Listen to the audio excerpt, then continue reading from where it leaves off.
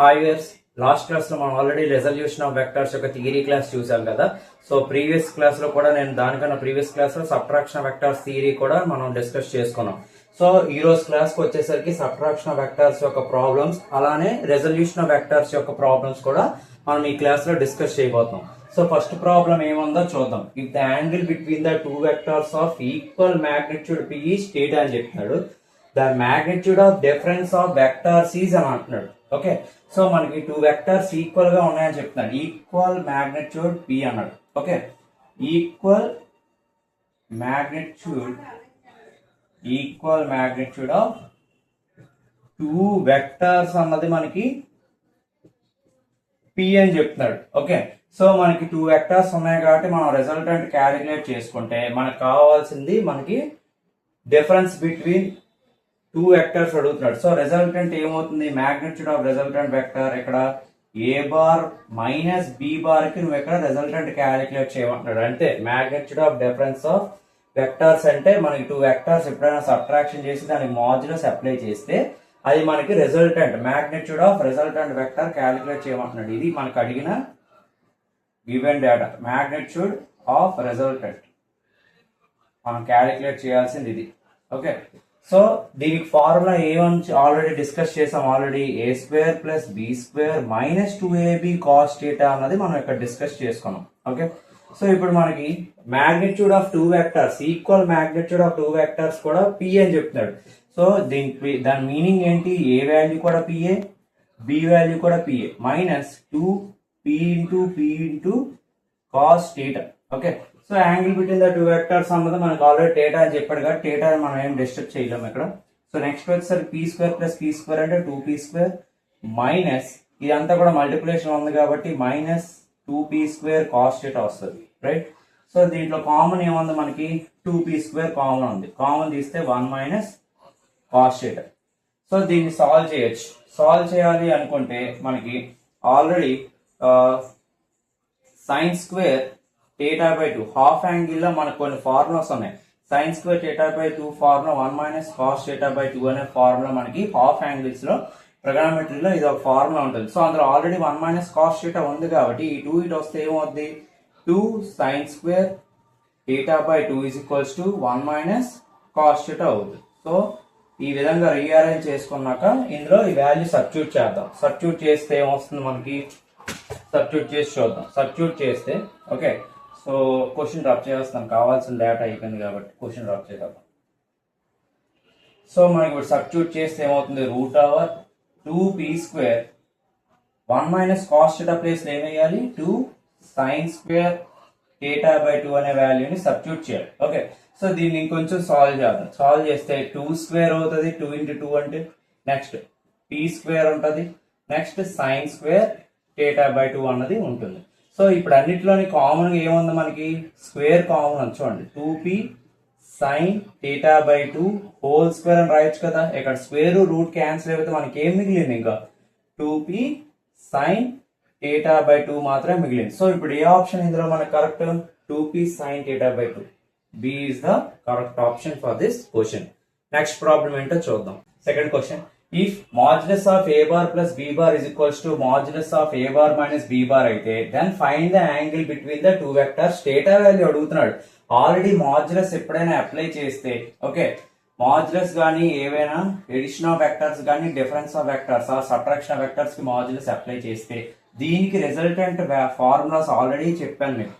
ఇది nothing but resultant R bar magnitude of resultant మనకి formula already parallelogram law of vectors ప్రకారంగా addition of vectors కి ఒక formula చెప్పాను. ఏంటది? A square plus b square plus 2ab cos θ under root. Okay, so ఇది మనకి addition of vectors కి magnitude of resultant formula. అలానే మళ్ళీ magnitude of resultant formula subtraction of vectors కూడా యూజ్ చేసి modulus of a bar minus b bar ఒక formula derive చేసుకున్నాం. దానికి ఏమొచ్చింది? మనకి resultant formula a square plus b square minus 2ab cos θ వచ్చింది.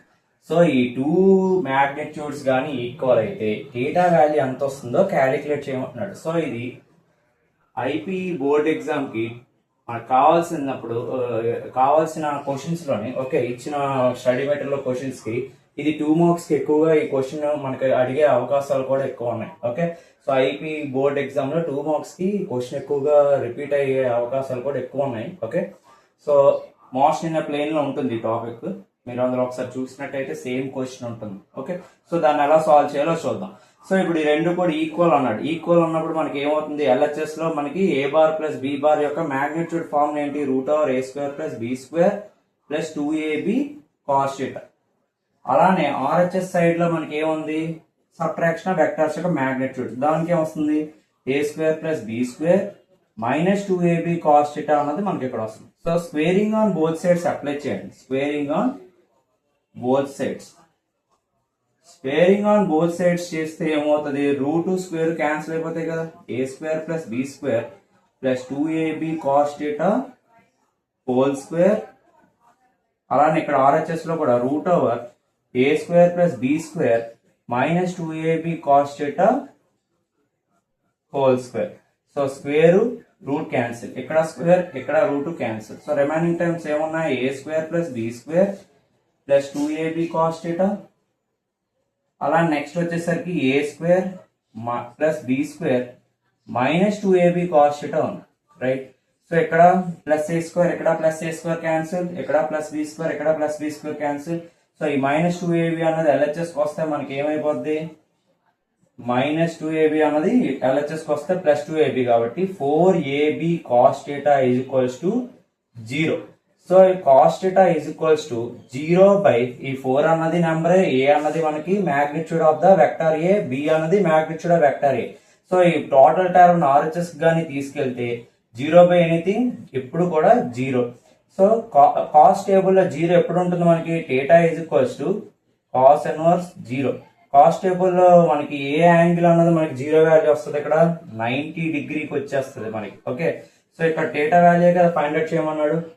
సో θ వాల్యూ అన్నది మనకి ఇక్కడ 90 degrees. So option C is correct. Okay, next question చూద్దాం. If modulus of a cap plus b cap is equals to √3 అన్నాడు. Okay, మనకి ఇచ్చిన condition modulus of a cap plus b cap is equals to √3 అని ఇచ్చాడు. Okay, ఇక్కడ modulus of unit vectors కి మనకి ఇక్కడ ఎడిషన్ చేసాం. ఇక్కడ యూనిట్ వెక్టర్స్ కి ఎడిషన్ చేస్తున్నప్పుడు దానికి రిజల్టెంట్ ఎడిషన్ ఆఫ్ వెక్టర్స్ యొక్క రిజల్టెంట్ ఫార్ములా మనం ఏం చేసాం, √a² plus b² plus 2a cap b cap cos θ is equals to √3a కదా అవుతుంది.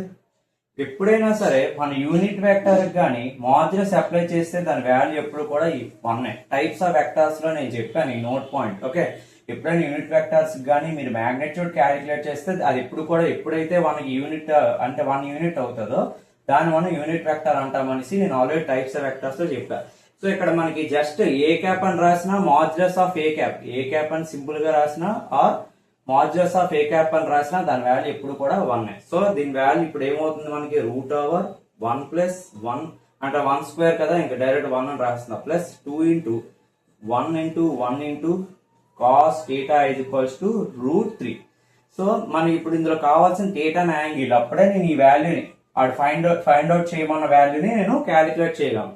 సో ఇప్పుడు √1 ప్లస్ 1 2 ప్లస్ 2 కాస్ θ కదా అవుతుంది is equals to √3. Squaring on both sides చేద్దాం. Okay, squaring on both sides చేస్తే మనకి ఏమవుతుంది, ఇక్కడ స్క్వేరింగ్ ఆన్ బోత్ సైడ్ చేస్తే స్క్వేర్ రూట్ క్యాన్సిల్ అయిపోతాయి కాబట్టి డైరెక్ట్ రాస్తున్నాను. 2 ప్లస్ 2 రెండిట్లో కామన్ తీసేద్దాం, 1 plus cos θ is equals to ఇక్కడ కూడా స్క్వేరింగ్ కాబట్టి 3.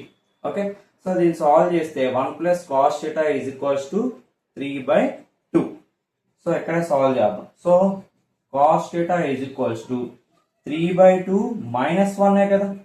So cos θ is equals to 3 minus 2/2 కదా ఎల్సిఎం. సో ఇక్కడ మనకి 1/2 వచ్చింది. సో కాస్ టేబుల్లో ఓకే, కాస్ టేబుల్లో 1/2 ఎప్పుడు వస్తుంది మనకి, 60 డిగ్రీస్ దగ్గర వస్తుంది. ఓకే, కాస్ 60 మనకి 1/2. ఓకే, సో కావాల్సిన angle between the 2 vectors A and B అన్నది 60 డిగ్రీ వచ్చింది. సో వాడు ఇంకోటి మనకి క్యాలిక్యులేట్ చేయమన్నాడు. ఏం చెప్పాడు మనకి, modulus of A cap minus 4b cap చేయమన్నాడు. దీనికి కూడా మధ్యలో ఉండే సింబల్ ఏంటి, సబ్ట్రాక్షన్ సింబల్ కాబట్టి మాడ్యులస్ అన్నది మన సబ్ట్రాక్షన్ ఆఫ్ వెక్టర్స్ ఏదైతే ఉందో దాని ఆ రిజల్టెంట్ అన్నది మనం ఇక్కడ ఫార్ములా అప్లై చేసుకోవాలి. సో సబ్ట్రాక్షన్ వెక్టర్స్ కి రిజల్టెంట్ ఫార్ములా ఏం చెప్పుకున్నాం మనం? A cap square plus 4b cap whole square minus 2ab cos theta కదా. So minus 2a cap 4b cap cos theta value ఎంత వచ్చింది ఇక్కడ? 60 డిగ్రీ. ఇది మనకి ఇక్కడ ఫార్ములా అవుతుంది. A square plus b square minus 2ab cos theta అవుతుంది. So దీన్ని సాల్వ్ చేద్దాం. సాల్వ్ చేస్తే రూట్ ఓవర్ ఏ క్యాప్ అంటే ఎప్పుడు కూడా చెప్పాను ఇది ఆల్రెడీ. ఏ క్యాప్ అన్నా మాడ్యులస్ ఆఫ్ ఏ క్యాప్ అన్నా దాని వాల్యూ ఎప్పుడు కూడా 1. సో 1 స్క్వేర్ 1 అని డైరెక్ట్ రాసేస్తున్నాను. సో 4 స్క్వేర్ అంటే ఏమొస్తుంది? 16. మళ్ళీ బ్రాకెట్ లో బి క్యాప్ స్క్వేర్ అంటే అగైన్ 1 స్క్వేర్ అంటే 1 మైనస్ 2 ఏ క్యాప్ అంటే అగైన్ 1 4b క్యాప్ అంటే 4 into 1 cos 60 వాల్యూ ఆల్రెడీ ఇక్కడే చెప్పాను మీకు 1/2. ఓకే, టేబుల్ ఐడియా ఉంటే పర్లేదు, ట్రిగనోమెట్రీలో టేబుల్ ఐడియా ఉంటే డైరెక్ట్ చేసుకోవచ్చు. Okay, so root over 1 plus 16 minus 2 4 8 కదా, లేకపోతే ఈ 2 క్యాన్సిల్ చేసేయండి, సింపుల్ గా అయిపోద్ది. ఇదంతా మల్టిప్లై చేస్తే 4 ఉంటుంది న్యూమరేటర్. సో నెక్స్ట్ బార్డమస్ రూల్ ప్రకారం సబ్ట్రాక్షన్ ముందు చేయండి. 1 ప్లస్ 16 మైనస్ 4 అంటే ఏమవుద్ది? 12. సో 12 ప్లస్ 1 అంటే root 13 is our answer. So option ఏమవుతుంది ఇందులో? Option A is our answer. So ఇది మనకి సబ్ట్రాక్షన్ వెక్టార్స్ మీద ఇచ్చే ప్రాబ్లమ్స్. ఓకే, నెక్స్ట్ వచ్చేది మనం రెజల్యూషన్ ఆఫ్ వెక్టార్స్ మీద మనం ఇప్పుడు ఒక 3 ప్రాబ్లమ్స్ డిస్కస్ చేద్దాం. ఓకే, నెక్స్ట్ వచ్చేసరికి మనకి resolution of vectors theory class అన్నది ఆల్రెడీ లాస్ట్ ప్లేలిస్ట్ లో నేను డిస్కస్ చేశాను థియరీ క్లాస్ లో. సో ఈ రోజు వాటి మీద వచ్చే ప్రాబ్లమ్స్ మీద మనం కొన్ని సమ్స్ అన్నది సాల్వ్ చేద్దాం. సో సాల్వ్ చేసే ముందు లాస్ట్ క్లాస్ లో నేను ఒక 2 క్వశ్చన్స్ ఇచ్చాను, దాని ఆన్సర్స్ చేయమని. Cos square alpha plus cos square beta plus cos square gamma is equals to ఎంత ఉంటుంది దీని వాల్యూ అన్నది ఫైండ్ అవుట్ చేయమన్నాను. ఇది మనకి ఈఏపీ సెట్ కి ప్రీవియస్ ఎప్పుడో ఒకసారి మనకి డైరెక్షన్ కోసైన్స్. సో దీన్ని మన డైరెక్షన్ కోసైన్స్ లో L square plus M square plus N square is equals to అని కూడా అడుగుతాడు. ఓకే, ఈ రెండు కూడా ఏ టర్మ్ ఇచ్చినా దాని వాల్యూ మనకు ఆన్సర్ ఒకటే ఉంటుంది, అదొకటి ఫైండ్ అవుట్ చేయమన్నాను. సిమిలర్లీ ఇంకొక క్వశ్చన్ ఇచ్చా, sine square alpha plus sine square beta plus sine square gamma value కూడా ఎంత ఉంటుందో ఫైండ్ అవుట్ చేయమన్నా మీకు. ఓకే, సో ఇలా మనకి చేయమన్నప్పుడు మనకి మీరు ఈ 2 క్వశ్చన్స్ కి ఆర్హెచ్ఎస్ వాల్యూస్ ఏం వస్తుందో మనకి ఫైండ్ అవుట్ చేయమని ఇచ్చాను. సో చేయమన్నప్పుడు మనకు ఆల్రెడీ థియరీ క్లాస్ లో మనకు కావాల్సిన ఫార్ములాస్ నేను ఆల్రెడీ మీకు ఇచ్చేసాను. ఓకే, సో కాస్ స్క్వేర్ ఆల్ఫాకి మన ఫార్ములా, కాస్ ఆల్ఫాకి మనం ఆల్రెడీ డిస్కస్ చేసిన ఫార్ములా ఏంటి? దాన్ని నెల అనుకోమన్నా మీకు ఆల్రెడీ 3D స్పేస్ లో రెజల్యూషన్ వెక్టర్స్ 3D స్పేస్ చెప్తున్నప్పుడు డైరెక్షన్ కోసైన్స్ అని చెప్పి ఈ ఎల్ ఈజ్ ఈక్వల్స్ టు ఒక వాల్యూ చెప్పాను, దాన్ని మనం కాస్ ఆల్ఫా అనుకోవాలని చెప్పాను. అంటే ఏంటి? ఏదైతే వెక్టర్ ఆర్ బార్ ఉంటుందో అది with respect to X axis alpha అనే యాంగిల్ తో మనకి ఇంక్లినేషన్ ఉంది. దానికి మనం కాస్ ఆల్ఫా ఫార్ములా ఏమో రోజు డిస్కస్ చేసాం, ఆర్ఎక్స్ బై ఆర్ అని డిస్కస్ చేసుకున్నాం ఆ రోజు. ఈ డినామినేటర్ లో ఉండే ఆర్ వాల్యూ ఏమవుతుంది మనకి? ఆర్ అంటే మనకి ఆర్ అని రాసిన లేకపోతే మాడ్యులస్ ఆఫ్ ఆర్ బార్ అని రాసిన రెండు కూడా మనకి మ్యాగ్నిట్యూడ్ అవుతాయని చెప్పుకున్నాం ఆల్రెడీ మనం క్లాస్ చెప్తున్నప్పుడు. So magnitude of R bar అన్నది ఏమవుతుంది? అక్కడ ఫార్ములా ఆల్రెడీ 3D స్పేస్ చెప్తున్నప్పుడు ఫార్ములా ఇచ్చాను. నేను ఏం చెప్పాను? Root over RX square plus RY square plus RZ square అనేసి ఆల్రెడీ ఆ రోజు డిస్కషన్ లో మీకు ఈ ఫార్ములా నేను చెప్పాను. నెక్స్ట్ డైరెక్షన్ కోసం ఎం అన్నది వై యాక్సిస్ లో మనకి యాక్ట్ అవుతుంది. సో అందులో వచ్చిన ఫార్ములా ఏమని చెప్పాను? కాస్ బీటా అని చెప్పాను. సో కాస్ బీటా వాల్యూ ఏమవుద్ది? RY by are.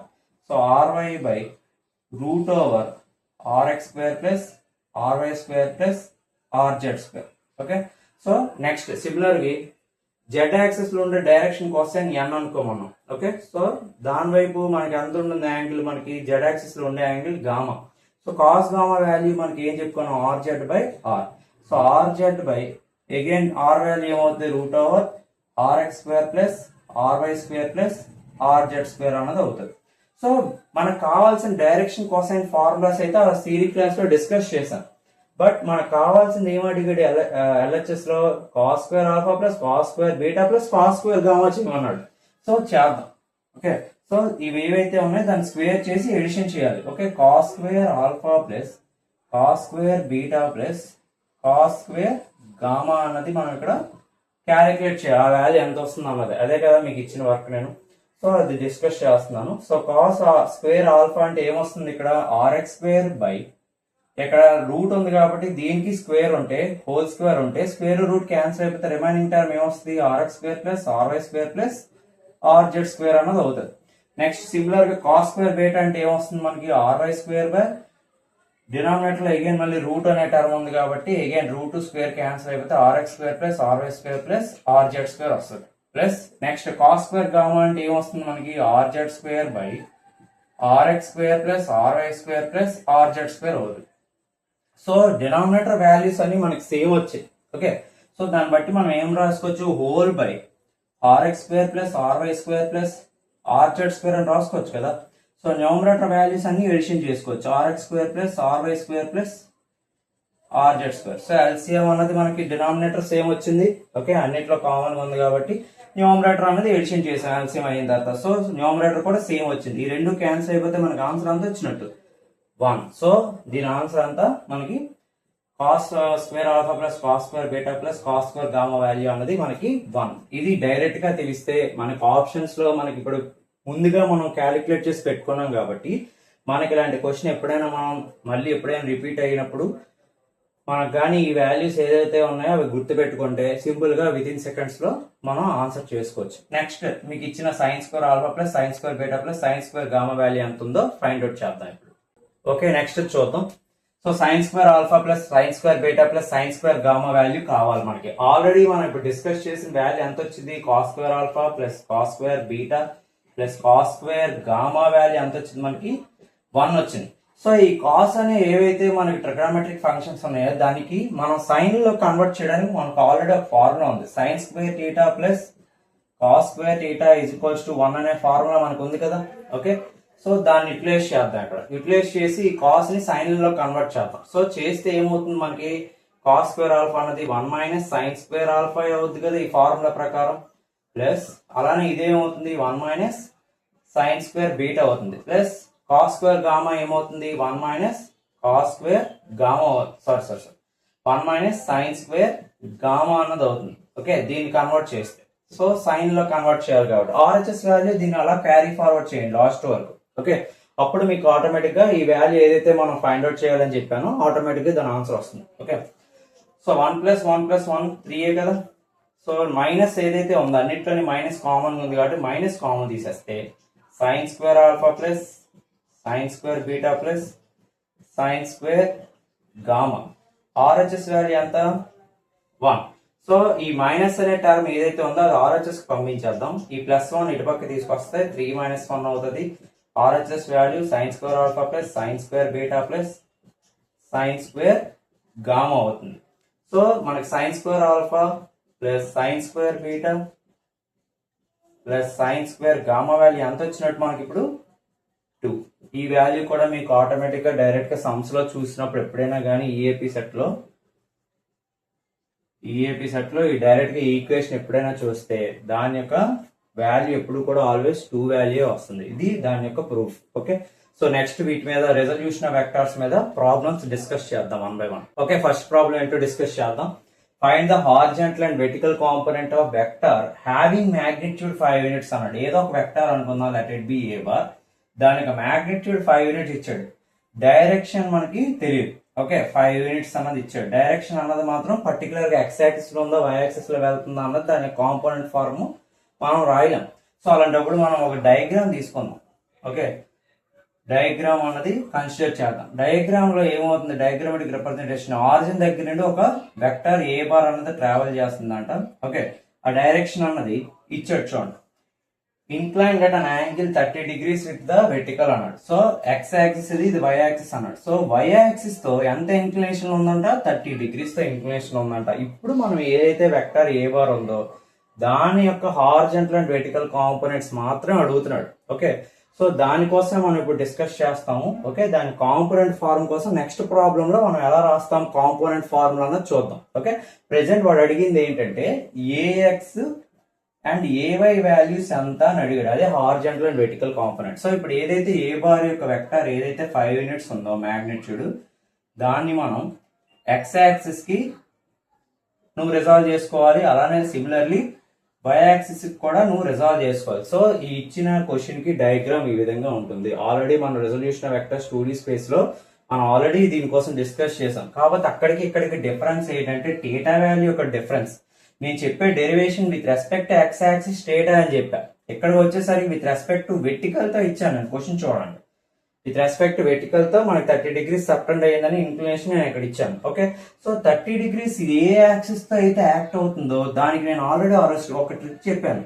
Theta value A axis తో అయితే మనకి ఇంక్లినేషన్ ఉంటుందో అది మనకి కాస్ థీటా కాంపోనెంట్ అవుతుంది అని చెప్పారు. సో ఇది ఇక్కడ a cos theta, sorry a Y కదా, వై యాక్సిస్ లో ఉండే టర్మ్ మనకి ఏ వై ఉండే టర్మ్ అనేది మనకి ఏ కాస్ థీటా అవుతుంది. ఈ యాక్సిస్ లో ఉండేది ఎప్పుడైతే థీటా అనేది ఏ యాక్సిస్ తో అయితే మనకి కాంటాక్ట్ లో ఉంటుందో అది మనకి కాస్ థీటా కాంపోనెంట్. సో ఇది వై యాక్సిస్ కాబట్టి ఏ వై అవుతుంది. సిమిలర్లీ ఎక్స్ యాక్సిస్ కి వచ్చేసరికి ఇది కాస్ థీటా అయితే ఇంకేమవుతుంది, ఇది వాల్యూ సైన్ థీటా అవుతుంది. సో ఇప్పుడు ఏ వాల్యూ మ్యాగ్నిట్యూడ్ అంతా 5.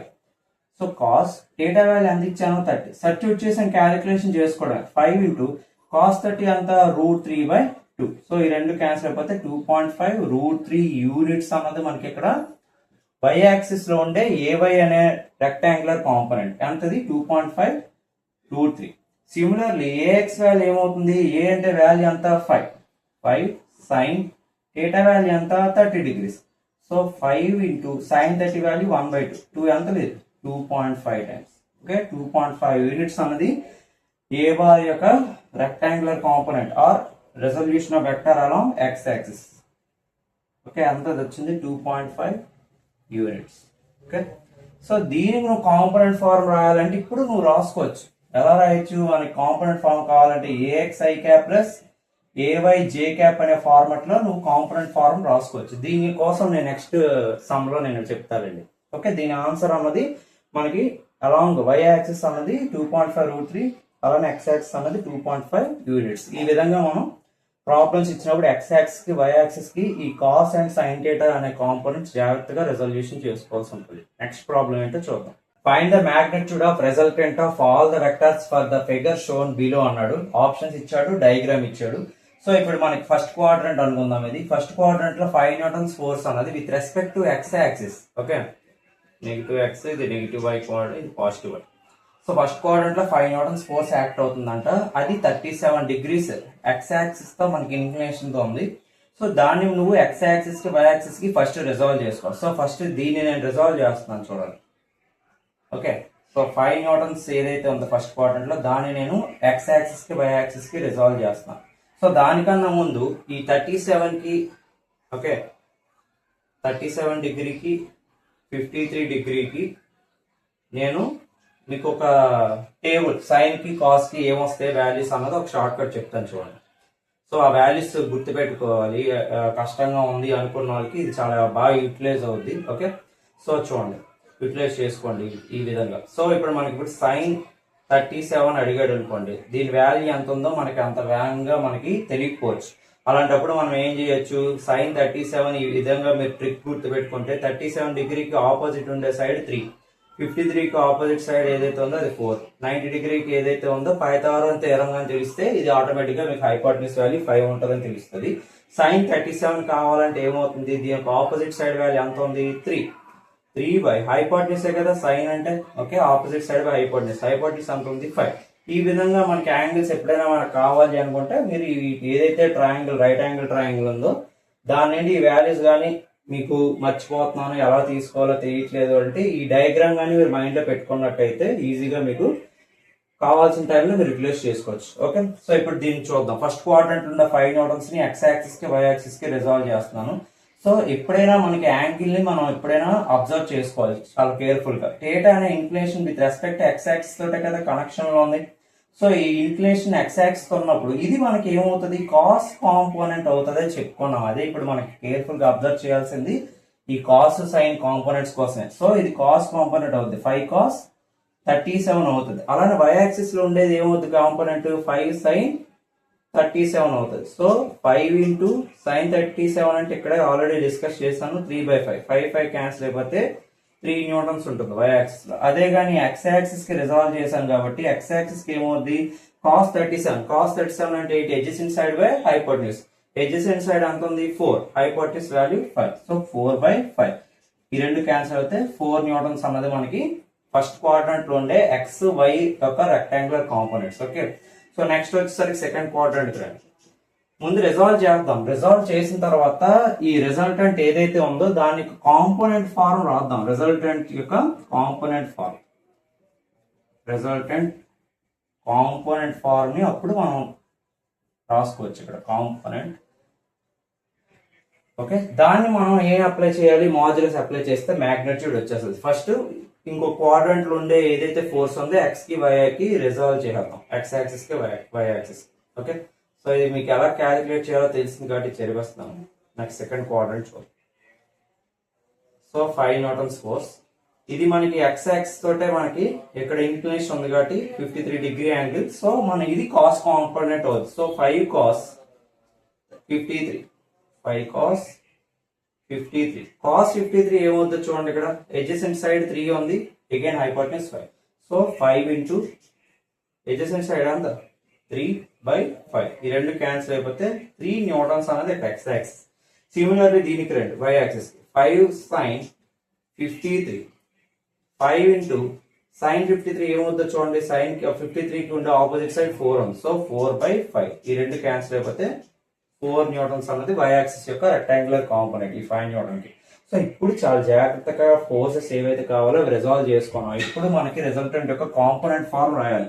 ఫస్ట్ క్వాడ్రంట్ లో మనకు కావాల్సిన ఈక్వేషన్ ఏముంది, దీన్ని ఏ అనుకుందాం, దీన్ని బి అనుకోండి, ఈ సెకండ్ ఫోర్స్ ని. సో ఇప్పుడు మనకి రిజల్టెంట్ వెక్టర్ అంటే ఏం చెప్పాను, ఎడిషన్ ఆఫ్ వెక్టర్స్ లో ఏ బార్ ప్లస్ బి బార్ అనే కదా చెప్పుకున్నాం. ఆల్రెడీ ఎడిషన్ ఆఫ్ వెక్టర్స్ ని మనం ఏవైనా 2 వెక్టర్స్ ఎడిషన్ చేయాలంటే ఇదే మన formula. So R bar is equals to A bar అన్నది ఇప్పుడు మనకి in terms of component form లో రాయాలి అంటే ఏం రాసుకోవచ్చు, ఇక్కడ 2D స్పేస్ లో ఉంది కాబట్టి AX i cap plus AY జే క్యాపే కదా మన ఫార్ములా. ఆల్రెడీ దీనికోసం నేను డెరివేషన్ లో నేను చెప్పాను కాంపోనెంట్ ఫార్మ్ ఎప్పుడు కూడా AX i cap plus AY j cap అని. సో ఎక్స్ యాక్సిస్ లో ఉండే వాల్యూ ఎంత వచ్చిందో చూడండి. ఫస్ట్ దానికి ఇది కదా 5 న్యూటన్స్ ఫోర్స్. ఎక్స్ యాక్సిస్ లో ఉన్నది 4 వచ్చింది. So 4 I cap plus next positive Y axis లో ఉండే మ్యాగ్నిట్యూడ్ అంతా 3. దానిలో పాజిటివ్ వై యాక్సిస్ లో ఉండే మనకి యూనిట్ వెక్టర్ ఏమవుద్ది, జే క్యాప్ అవుతుంది. అయిపోయి కావాల్సిన ఏ బార్ అయిపోయింది. నెక్స్ట్ బి బార్ యొక్క రెక్టాంగులర్ కాంపోనెంట్ ఏమవుద్ది, BX I cap plus BY J cap. ఇది కూడా మనం ఆ రోజు డిస్కస్ చేసాం. సో ఇప్పుడు మనకి కావాల్సిన బి బార్. బి బార్ అంటే సెకండ్ ఫోర్స్ కదా 5 న్యూటన్స్. ఇది ఎక్స్ యాక్సిస్ లో ఉన్నప్పుడు ఇది నెగిటివ్ ఎక్స్ యాక్సిస్ కాబట్టి ఈ డైరెక్షన్ లో ఉండే unit vector minus I cap కదా అవుద్ది, అంతే కదా. ఇక్కడ ఫార్ములా జస్ట్ రిప్రజెంటేషన్ చేసాం, మనకు వచ్చే డైరెక్షన్స్ బట్టి ఈ యూనిట్ వెక్టర్స్ అనేవి చేంజ్ అయిపోతాయి. సో నెగిటివ్ ఎక్స్ యాక్సిస్ లో ఉండదు ఎంత ఉంది మనకి magnitude 3. So 3 minus I cap plus B bar. అలానే వై యాక్సిస్ లో రెక్టాంగులర్ కాంపోనెంట్ ఎంత ఉంది, BY value 4 positive Y axis లోనే కదా ఉంది. సో పాజిటివ్ వై యాక్సిస్ లో ఉండే వెక్టర్ మనకి జే క్యాప్ కాబట్టి డైరెక్ట్ గా సబ్స్టిట్యూట్ చేయొచ్చు. సో దీన్ని సాల్వ్ చేయండి. సేమ్ యూనిట్ వెక్టర్స్ ఏవైతే ఉన్నాయో దాన్ని ఎడిషన్ ఆర్ సబ్ట్రాక్షన్ చేసుకోవచ్చు. 4 I cap plus 3 J cap minus 3 I cap plus 4 J cap అన్నది దీనికి కావాల్సిన వాల్యూ. నెక్స్ట్ 4 మైనస్ 3 అంత 1 కాబట్టి ఐ క్యాప్ ఉంటుంది ప్లస్ 3 జే క్యాప్ ప్లస్ 4 జే క్యాప్ అంటే 7 జే క్యాప్. ఇప్పుడు ఏదైతే ఈ వాల్యూ వచ్చిందో ఓకే, మనకి ఏం క్యాలిక్యులేట్ చేయమన్నాడు, మనకి మ్యాగ్నిట్యూడ్ క్యాలిక్యులేట్ చేయమన్నాడు. ఓకే, మ్యాగ్నిట్యూడ్ క్యాలిక్యులేట్ చేయాలంటే ఏం చేయాలని చెప్పారు, మాడ్యులస్ అప్లై చేయాలి. మాడ్యులస్ ఆఫ్ ఆర్ బార్ చేస్తే root over RX square plus RY square అనే కదా ఫార్ములా చెప్పాను నేను 2D స్పేస్ లో వచ్చే వాల్యూ. సో దాన్ని ఇక్కడ మనం వాల్యూ యూజ్ చేసుకోవచ్చు.